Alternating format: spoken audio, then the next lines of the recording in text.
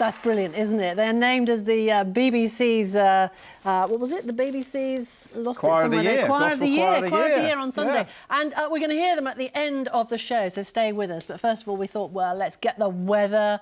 Today's weather pictures, well, not the nicest of days on the beach, was it? But despite the rain, Robin Boltwood captured Knoll Beach at Studland beautifully.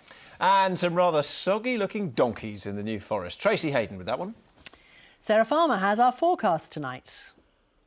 Hello and a very good evening to you. Now, an umbrella is a wise choice given the wet weather we've seen in recent days. More of that to come as well. Thank you very much to Ken Rayner for this very fitting Weather Watchers photograph.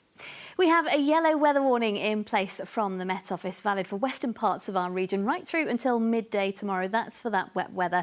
We could well see some surface flooding, and it looks like it will be with us all the way into midday tomorrow. This is the area predominantly affected, but anywhere could catch some heavy downpours through the overnight period and indeed tomorrow too. So a bit of respite for a time, some dry conditions this evening before we see further showers pushing on in from the south. You'll notice some blues, some greens on the charts, so we are expecting 1 or 2 downpours and a mild night as well, with temperatures holding at around 8 to 11 degrees. On into tomorrow morning then, and we continue to see the grey theme with further spells of wet weather, some of those showers banding together, so some downpours expected again. There will be some drier intervals either side of the showers, particularly into the afternoon. They start to become more widely spread.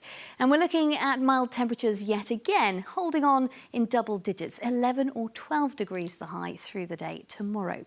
Your inshore waters will be southwest, veering west 6 to gale 8, decreasing 4 or 5, veering northwest 4 later.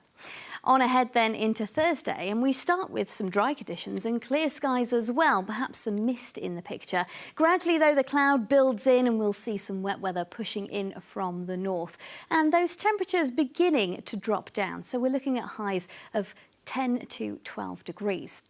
Then as we take a look ahead to Friday, well, we have an area of high pressure beginning to build, so some more settled conditions in store as we wrap up the working week. It will feel cooler too, with some cooler air pushing in from the north, so a fresh but settled theme for Friday. It will be rather chilly, perhaps a frosty start. The weekend starts on a decent note with the potential for some wet weather later on Saturday.